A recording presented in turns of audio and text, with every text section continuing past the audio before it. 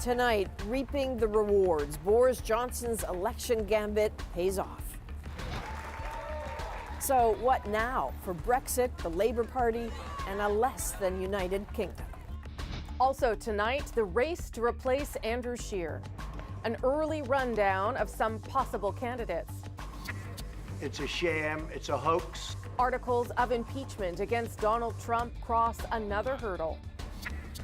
And Clint Eastwood's new movie comes under fire. They have an outdated, misogynistic view of professional women. It's based on real events, but did it resort to a cliche about women reporters? This is The National. Hello from London. We are outside the Prime Minister's residence at number 10 Downing Street. Inside, Boris Johnson, surely sleeping now after spending 24 hours savoring a stunning landslide election victory.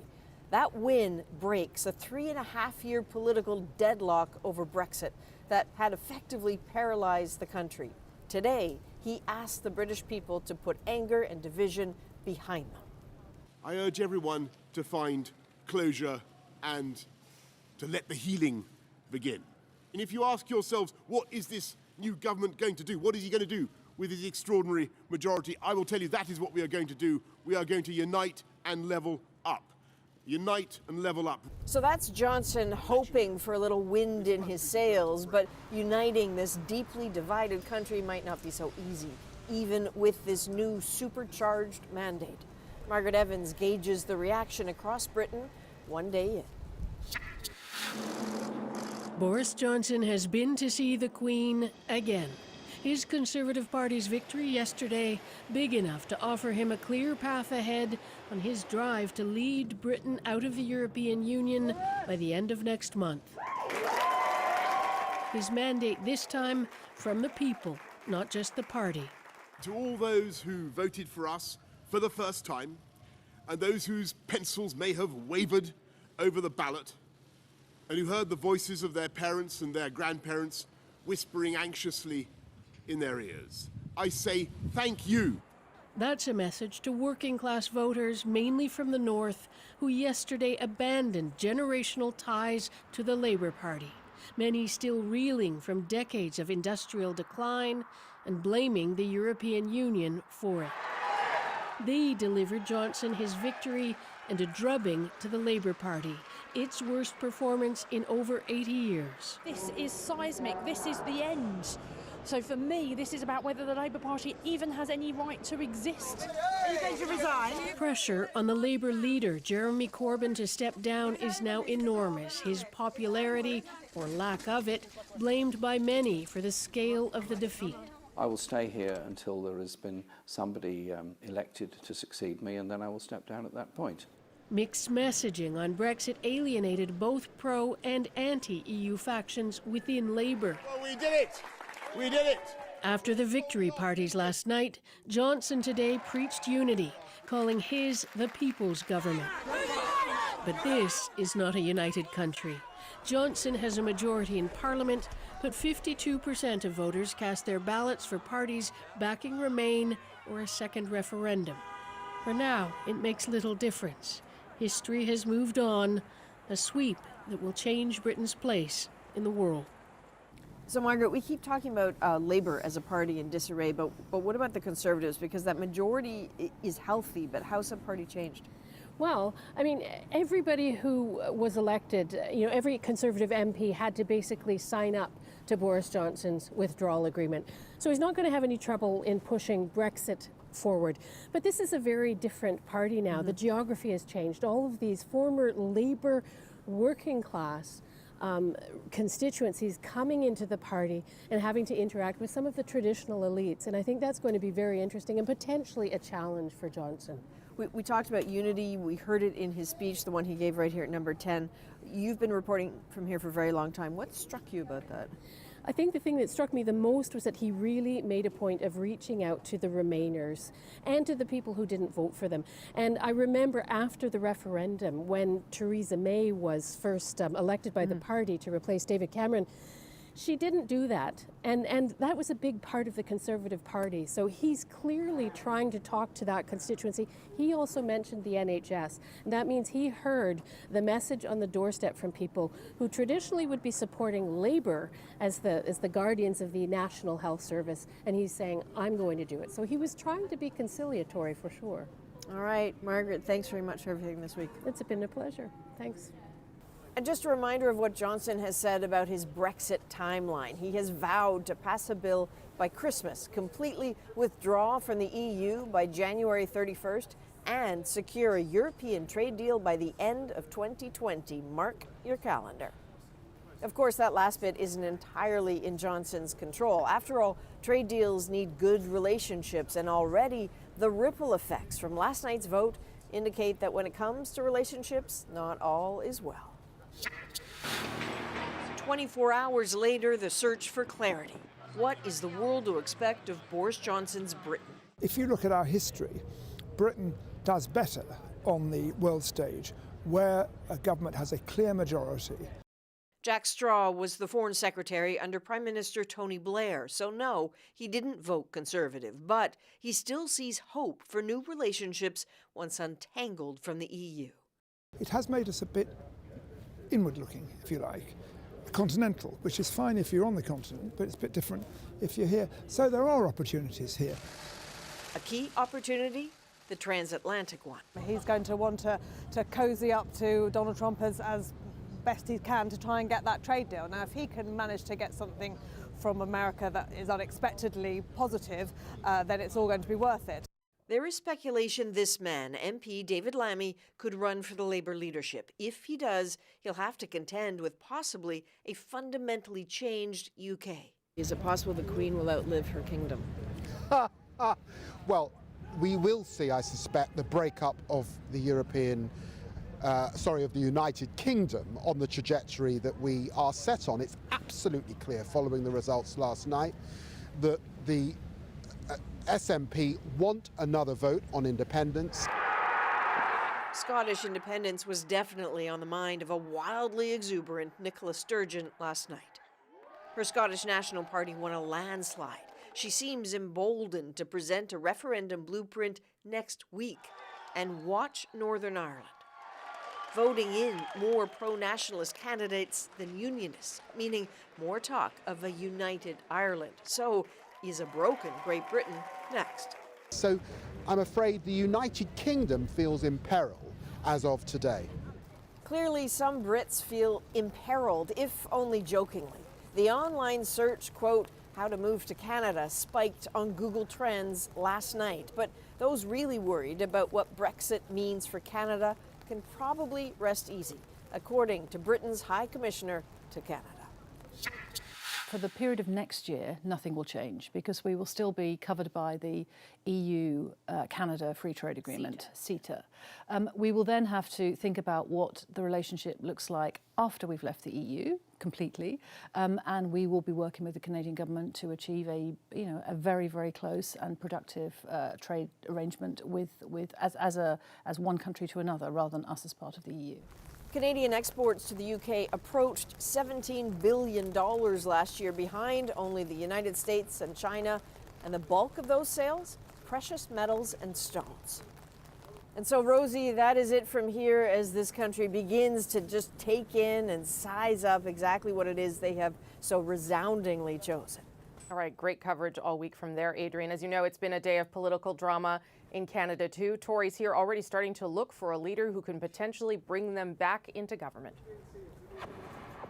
Andrew Scheer is still the interim leader, make no mistake about that, but the Conservative Party is already looking for his replacement. Would-be successors are eyeing the post and either declaring their candidacy or very publicly weighing their options. Hannah Thibodeau outlines the early contours of the still unofficial leadership race as MPs head back home for Christmas. On the last day before the holiday break, all the talk is who will replace Andrew Scheer as Conservative leader. What's on your wish list for the next leader? Yes, I want to have a leader that can win against the Liberals in the next election. You're not ruling out potential leadership bid. Well, I've had a lot of people sending me emails and Facebook posts and texts to encourage me to run, so I certainly will consider it over the Christmas season. The push for a successor started just minutes after Scheer's announcement. One prominent Conservative has heard enough encouragement. Ontario MP Aaron O'Toole says he's in, while others need more time. I think it's far too soon to make a decision of this magnitude, and so I will obviously take the time necessary and speak with a lot of people, first and foremost with my family. And it's a massive decision that affects not only me, but a lot of people around me that I care about. I'm considering it. Regardless of the role I play, though, I think we need to build a much bigger Conservative Party. Former Saskatchewan Premier Brad Wall says he won't be a candidate, but through his support behind former interim leader Rona Ambrose, a popular choice among MPs too. My first thought is Rona. Yeah, she's been great. I think she's somebody that can really lead this party and do great things for this country. But Ambrose may be mulling a different career opportunity. She's also been rumored as a choice for Canada's next ambassador in Washington. There is a popular item on the wish list for the new leader. Progressive. I certainly am of the belief that it should be someone more progressive this time around, yes.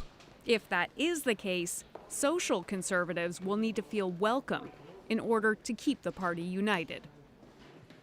So all of this playing out, Hannah, and we still don't even have a date for a leadership convention. Yeah, well, conversations started on this yesterday, Rosie, and a leadership committee still has to be struck. And that's expected to happen sometime in the early new year. And then that committee will set a date. But there are many MPs who say they would like the April policy convention now to be turned into a leadership convention instead, and then have the policy one later.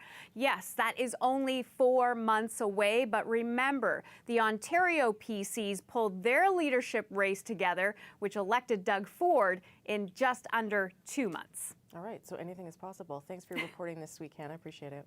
Quite welcome. So as Hannah mentioned there, the House of Commons has adjourned for the holidays, but some have got an awful lot of homework. All of Trudeau's cabinet members received their mandate letters today, essentially their marching orders to get things done. Also, Finance Minister Bill Morneau announced that he will release a fiscal update on Monday. Jody Wilson-Raybould lost her cabinet post, then left her party. But as we reported last night, she kept her office space. The independent MP says she feels comfortable in the 6-room parliamentary suite, and she wants to stay. But as David Cochrane tells us, her time in one of Parliament's spacious digs is running out. Anthony Rota didn't run for the Speaker's job to deal with office politics, but he says if Jody Wilson-Raybould doesn't move out willingly, his staff will have to move her. Yeah, if she doesn't, it'll be someone from my office who has to enforce the rules so that Parliament can function. Wilson-Raybould was given extra office space when she was in cabinet, twice the space a normal MP gets. And she was allowed to stay after she quit cabinet during the SNC-Lavalin controversy. But with a new parliament and a new cabinet, the Liberals want the space for a new minister. So I'm not involved with any of this. That minister is Dan Vandal, the new Minister of Northern Affairs, who tried to be diplomatic. So I'm just waiting for an office. We're hiring staff. We need an office. We have work to do. Others were more pointed. I think there's a clear protocol, and I think her behavior speaks for itself. It's sad that we're there. We don't need to be. Wilson-Raybould has called the move request petty. She recently had the office blessed by an Algonquin elder. I just want to stay in my office, which I had blessed by an elder, and felt comfortable there. She's offered to give up half of her space as long as she can stay in the other half. But it's not up to her. Now there's a minister who wants to go in there, and that minister has the right to go in because it's been chosen as his office. As an independent, unfortunately, she's at the bottom of the list or near the bottom of the list. All of which means an eviction is inevitable unless Jody Wilson-Raybould changes her mind. This afternoon, Wilson-Raybould emailed CBC News to say she has received a list of offices she can choose from and is currently assessing her options. David Cochrane, CBC News, Ottawa. In less than a week, Donald Trump will almost certainly become the third U.S. president to be impeached. Today, the House Judiciary Committee approved 2 articles of impeachment that will be voted on next week in the full House. Here's Stephen D'Souza. Impeaching President Donald J. Trump for abusing his powers. The clerk will call the roll. After an acrimonious 14-hour debate yesterday, Ms. Jackson Lee. Aye. Today the voting lasted less than 10 minutes. Mr. Collins. No. Every member stuck with their party. Mr. Chairman, there are 23 ayes and 17 noes. The article is agreed to. And with that, Donald Trump is now one step closer to becoming just the third U.S. president in history to be impeached. For the third time in a little over a century and a half, the House Judiciary Committee has voted articles of impeachment against the president. Those articles, abuse of power and obstruction of Congress, now go to the full House of Representatives for a vote next week. They're expected to pass with the Democratic majority and no Republican support. I have never in my entire life seen such an unfair, rigged railroad job against the President of the United States. Even with his impeachment all but certain, Trump didn't seem to dwell on the day's significance. It's a very sad thing for our country, but it seems to be very good for me politically. He accused Democrats of trivializing impeachment, suggesting it will come back to haunt them. Someday there'll be a Democrat president and there'll be a Republican House, and I suspect they're going to remember it. After the House vote, Trump goes on trial in the Senate. The president wants to drag it out with lots of witnesses. Republicans reportedly want to use their majority to end it quickly. I'll do whatever I want. Look, we did nothing wrong. So I'll do long or short. The process may be up in the air, but the outcome seems set. We all know how it's going to end. There's no chance the president's going to be removed from office. As for whether senators will be impartial jurors, McConnell says he's working closely with the White House to plan every step of the trial. Stephen D'Souza, CBC News, New York. There has been a lot of talk these past weeks about a time of reckoning for hockey. Tonight, new reaction from the player whose story sparked it. It started with a series of tweets from Akeem Alou. He alleged that a decade ago, a former coach, Bill Peters, used racial slurs against him. The reaction was swift and explosive. There were statements, apologies, and a team investigation, all leading to Peters' resignation days later. I think there's just some big change coming, and it's long overdue. The NHL met with Alou and last Friday announced new measures to deal with allegations of abusive coaching. Now, Alou hasn't spoken much publicly, but today he did. He was back out on the ice in Toronto with some young skaters, sharing his experience and a message of inclusion. Here's Greg Ross. Fellow African, nice to meet you, buddy. Where are you from? India. India. Coming from Akeem Alou to these kids, that question is perfectly okay. He asked me where did you come from, and I was like, yo, my name is Amir. I came from Eritrea, and he was like, really? We're Africans too, and we're like families. And we just started chatting together. We're like, well, what's the favorite food we like and stuff, and we liked each other. And my heart is beating so fast when I'm talking to a hockey player for the first time. These kids are like Alou, immigrants, outsiders upon arrival to this country. And sometimes in hockey, asking where you are from can make someone feel even more like an outsider. I know what it's like to be in their shoes, and obviously this hits super close to home. I didn't grow up with much. My family didn't have much migrating here. Me and my brother standing over there were raised on welfare. Things weren't always easy. That's just the honest truth. There was barriers to climb. Obviously being different from the norm. Obviously my mom's white, my dad's black. We're all minorities here. These newcomers to Canada are also new to hockey. Alou made a surprise visit, spending only an hour with them on the ice, but the bond was instant. There you go. I felt like he was my big brother, coming here and training me too. And we had a lot of fun here. And that was exactly the role Alou was hoping to play with these kids. The message that I'm trying to send here is in the fact that we need to be more inclusive. We need to bring more minorities into our game, and I just think it's going to make our game that much better. You're going to be better than me soon. Okay, so here, you pass over there. He's a role model for us. As he said, he came before us, his parents immigrated to Canada, and now we see him playing right in front of us. He's amazing, but that gives me hope. No, you're okay. Don't be sorry, you're good. And while Aliou wants to continue working with kids to help them chase their dreams, he still hasn't given up on his own. He says he's in the best shape of his life, and at 30 years old, Aliou believes he still has a few more years left to try and get back into the NHL. Greg Ross, CBC News, Toronto. More news still ahead on The National, including backlash for Clint Eastwood's latest high-drama flick. I report the facts. You've ruined this man's life. A tired cliche sparks a scathing lawsuit. We'll explain next. And the move to make huge concerts greener. We're back in 2 minutes.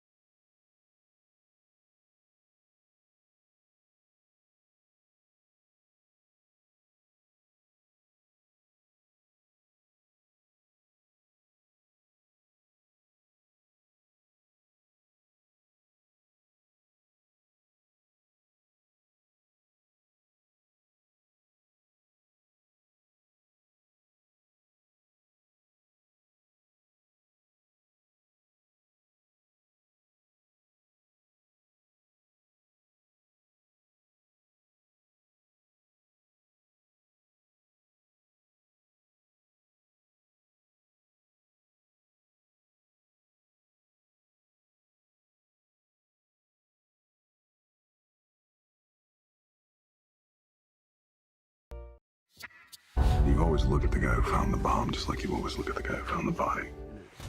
A new Clint Eastwood film hit theaters today about a security guard named Richard Jewell, who was falsely accused of planting a bomb during the 1996 Summer Olympics in Atlanta.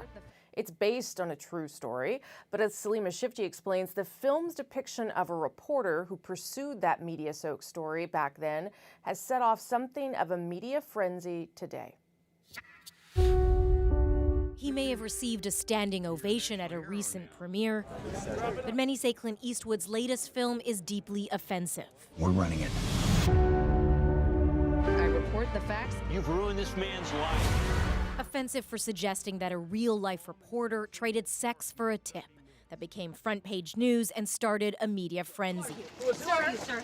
More than 20 years later, that frenzy is the focus of this movie about Richard Jewell. I just wanted the real victims of it all to get some sort of relief that the truth is put out there. But no relief for those who knew Kathy Scruggs, the reporter played by actress Olivia Wilde. They say her character is severely maligned. Kathy Scruggs has been gone for 18 years. She's not here to defend herself. We talked to a number of her friends, coworkers, family members, all of whom bristled at the notion that she would trade romantic services for information. The current editor of the newspaper that employed Scruggs has hinted at legal action. I felt like it was crucially important that we stand up for our reporter and our journalism. A lawyer's letter sent to the filmmakers talks of false and malicious defamatory intent. The paper is also demanding a clear disclaimer at the beginning of this movie, but some say there's a wider issue about how women are often depicted in film. They have an outdated, antiquated, misogynistic view of professional women in general, not just reporters. as the controversy mounted, Wilde tried to distance herself from it, saying on Twitter she doesn't believe that Kathy traded sex for tips and that she didn't have a say in how the film was ultimately crafted. But no contrition from Warner Brothers. The studio says it stands by the movie and plans to fight any lawsuit. Salima Shivji, CBC News, Vancouver. Among the other stories we are following tonight, Crown prosecutors have withdrawn a first-degree murder charge against an 18-year-old accused of killing an Ontario high school student. Devon Selvey was fatally stabbed outside his Hamilton High School on October 7th. The 18-year-old, who cannot be identified, is now facing charges of assault with a weapon and administering a noxious substance, described by witnesses as bear spray. Police allege his 14-year-old brother is the person who stabbed Devon. He remains in custody and is charged with first-degree murder. Is it enough?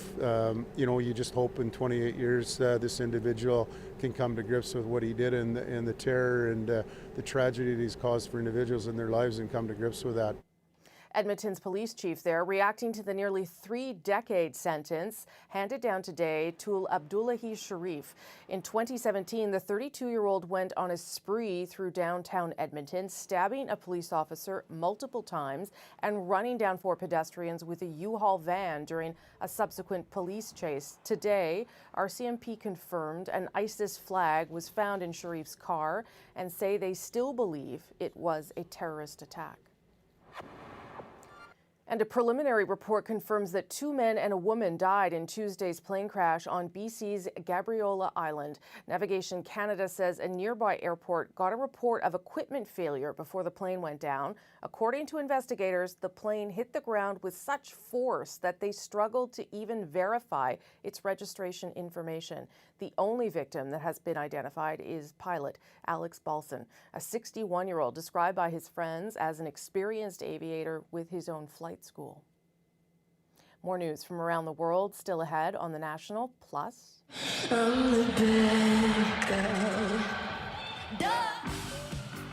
Giant concerts can mean a really giant carbon footprint. The artists who are working to change that, next.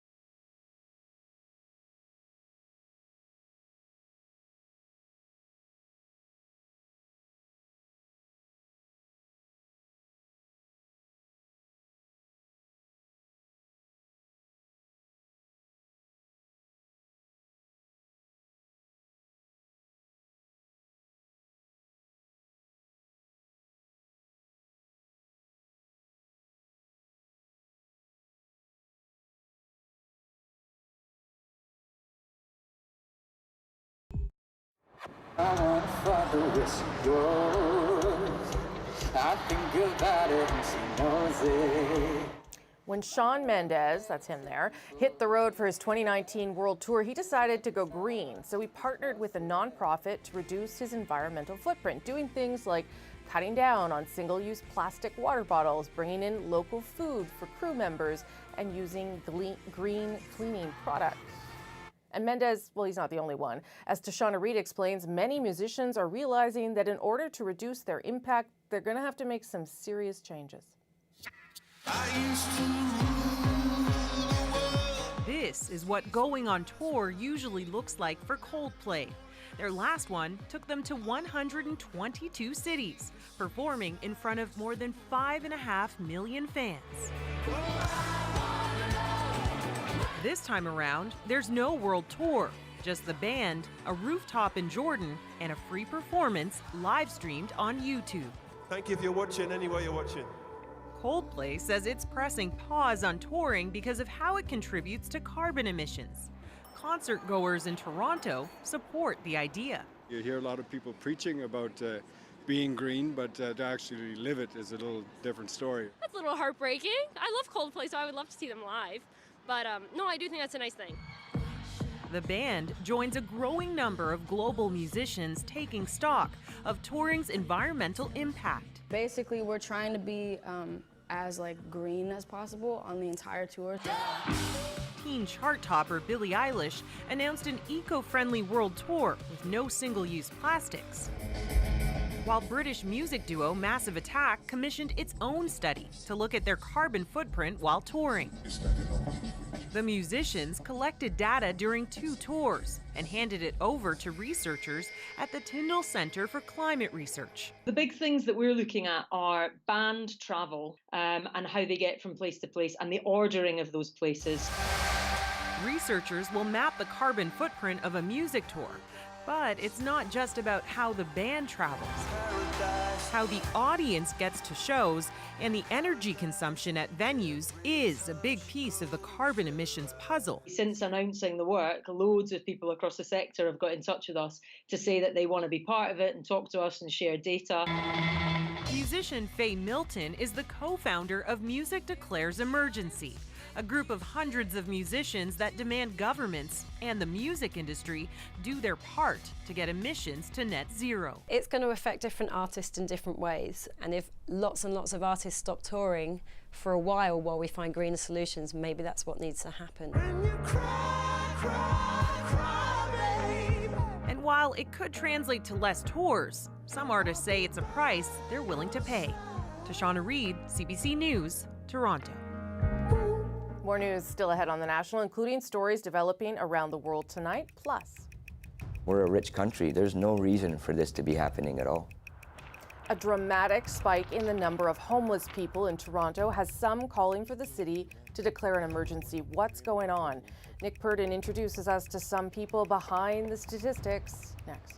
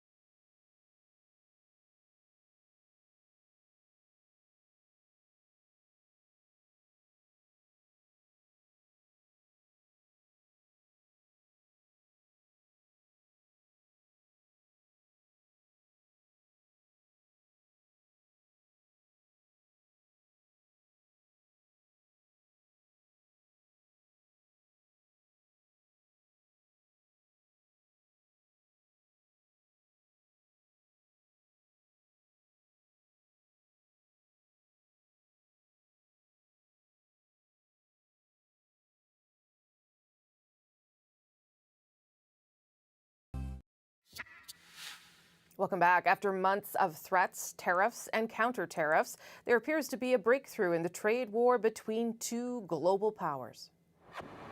The China deal, as you know, was just approved a little while ago, and it's, to me, not complicated, but that's what I do. It's a phenomenal deal. China and the United States have announced the first phase of a preliminary trade agreement. The deal means the U.S. will cut billions of dollars worth of tariffs on Chinese goods, which were supposed to go into effect on Sunday. In return, China has promised to buy large quantities of U.S. agricultural products. Ford is recalling more than 500,000 Super Duty pickup North American trucks. It says there's a risk of fire inside the cab after a crash, from seatbelts generating excessive sparks that could ignite. The recall is for the model years between 2017 and 2019 for pickups with carpet flooring. More than 50,000 of those trucks in Canada are affected. For some, this season is about family, friends, and feasts. But for the roughly 35,000 Canadians homeless on any given night, this is a time of crisis. In Toronto alone, at least 8 homeless people have died since mid-October, and the scramble for shelter is reaching emergency proportions. Within 2 years in Toronto, the average number of people sleeping in shelters has gone from about 4,000 to now closer to 7,000. There are thousands of stories behind those stats. Nick Purdon went to find 4 of them, 4 homeless people in Toronto struggling against the cold and cold shoulders. It's early morning, downtown Toronto, the biggest and richest city in the country. People go about their business. But there's a crisis here that most people don't really want to see. There are more homeless people in Toronto than ever before. And the thing is, do we even notice them anymore? Do we care? There's so many different types of homeless people in this city. People that fall in hard times, get divorced, lose their jobs, get a work injury. It's not just the bums you see on the street. We're everywhere now. And it's a sad situation. Not everyone looks like they're homeless. Vast majority don't look like they're homeless. I mean, that's Paul's story.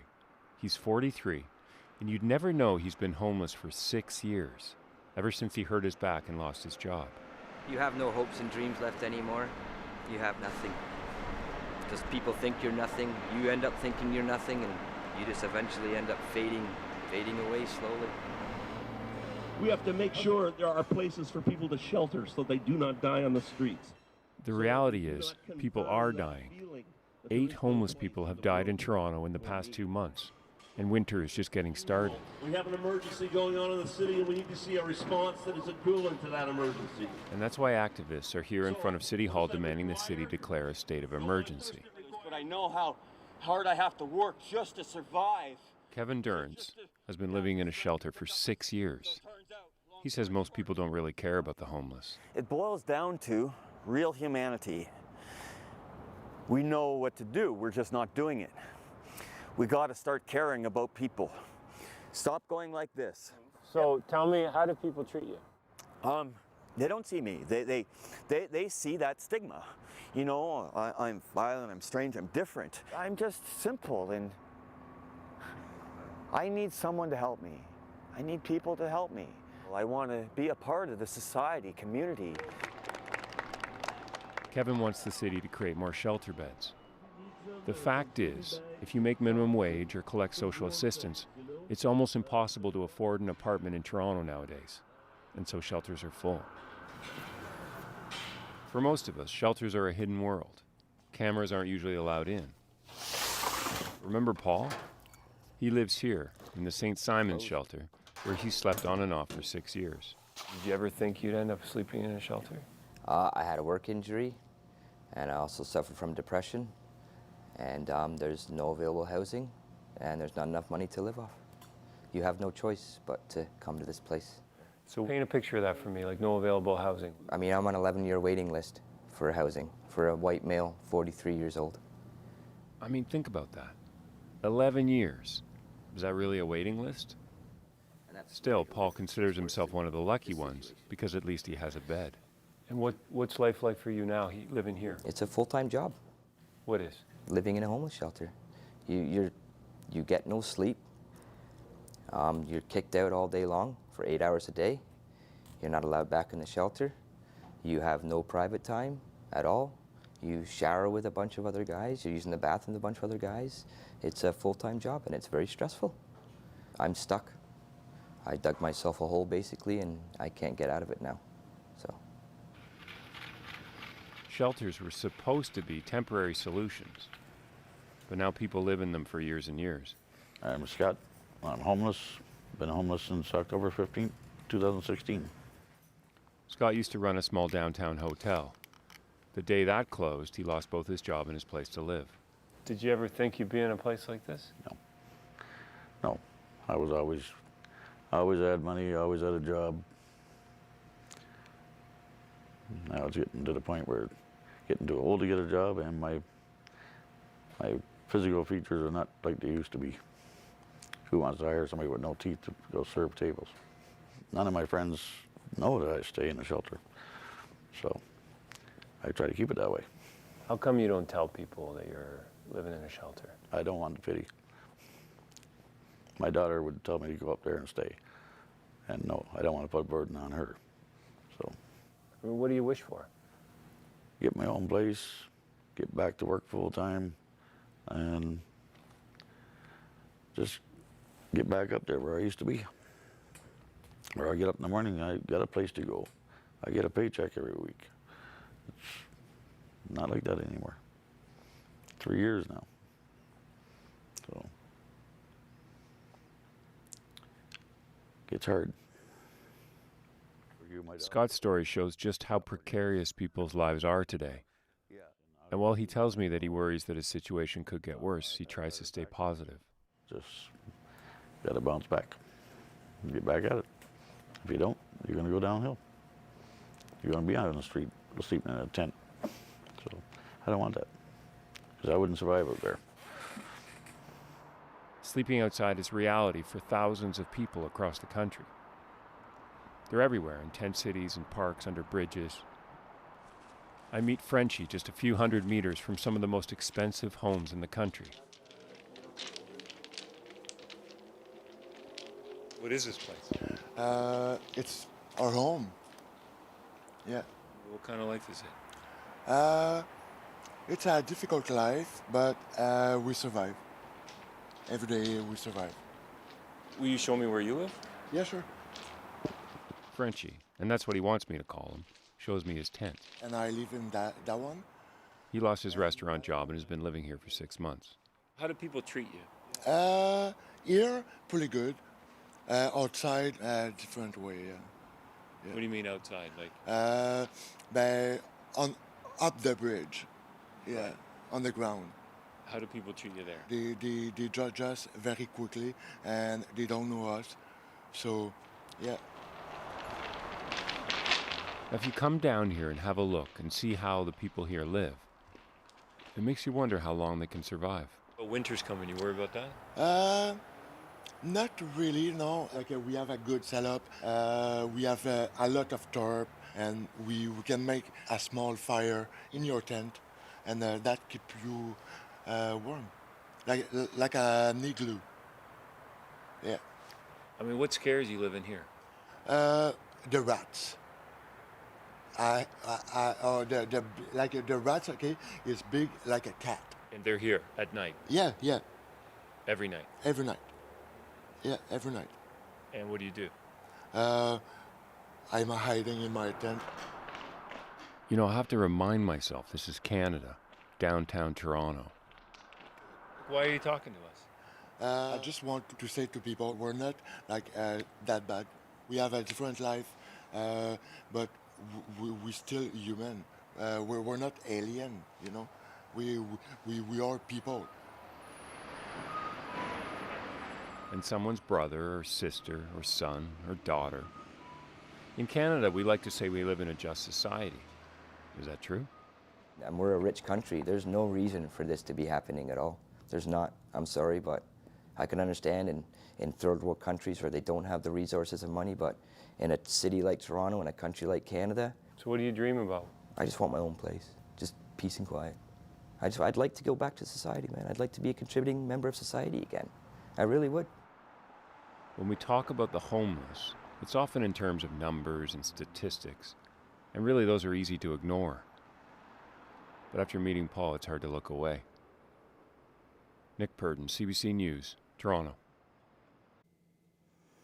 Next on The National, a story about finding your roots. She grew up separated from her family's language. Now she's made it her university major.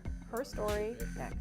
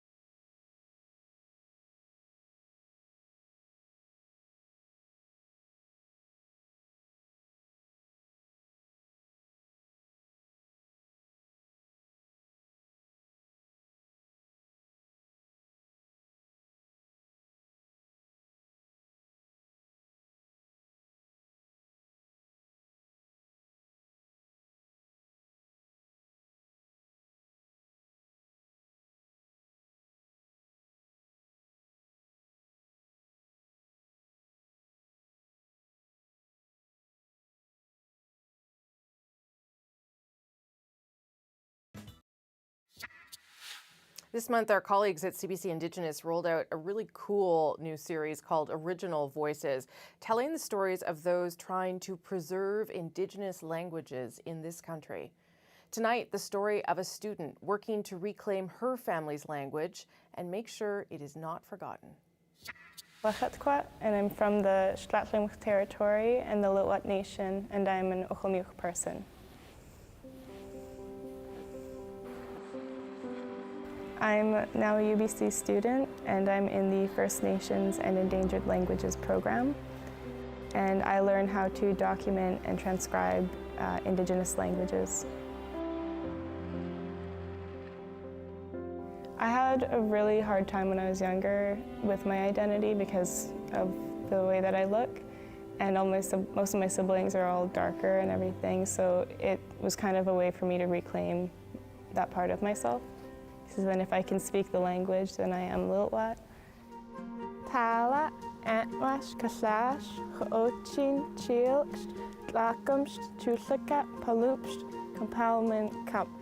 Okhomurch, if you can count from 1 to 10, then you can basically speak the language. Because then all the words from 1 to 10, they have all of the sounds in our language, so all the sound systems. Spasks, Chuchin, Reichman. Inside languages hold so many pieces of our cultures. It's like a part of your identity, and then when you can't speak it anymore, it's like there's something missing. And I don't think that'll ever, that feeling won't ever go away unless I really learn the language and can speak to other people in it. It's hard while I'm at school. I don't really see as many people from my own nation, so I kind of just read my dictionary and say the words to myself and go through the different booklets that I have. My English name is Alvin Nelson. My native name is Winnimkin.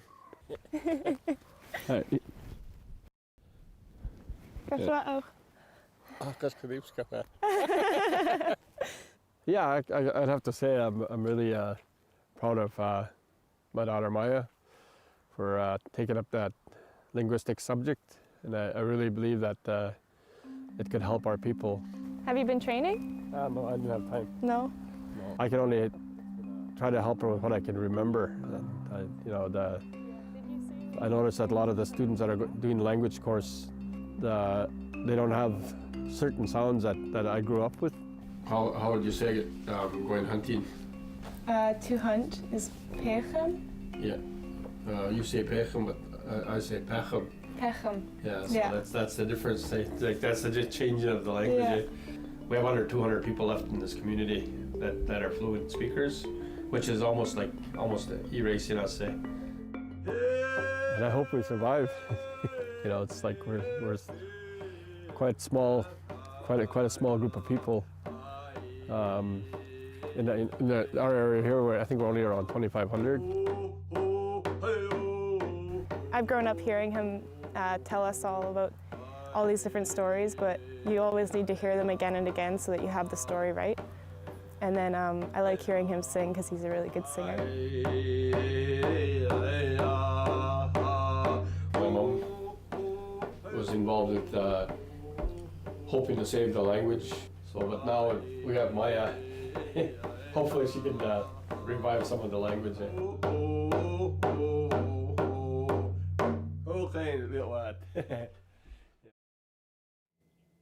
Love that story. You can learn more about the many other Indigenous languages spoken across this country. Just visit our website, cbc.ca/original voices. Next on The National, Little Tree, big impact. What happened when folks in New Brunswick noticed a local Christmas tradition missing? That's in our moment.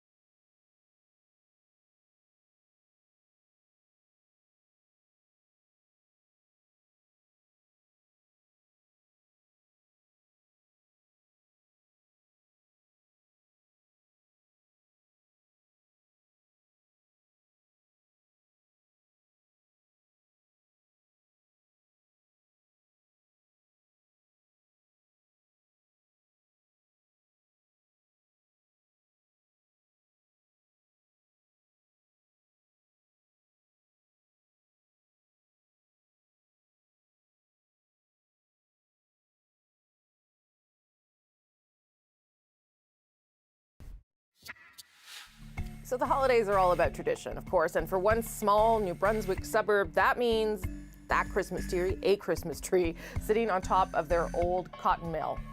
Except this year, no tree appeared. Drama. So some residents rallied online and they got their local councillor on board to save their tradition, and that is our moment.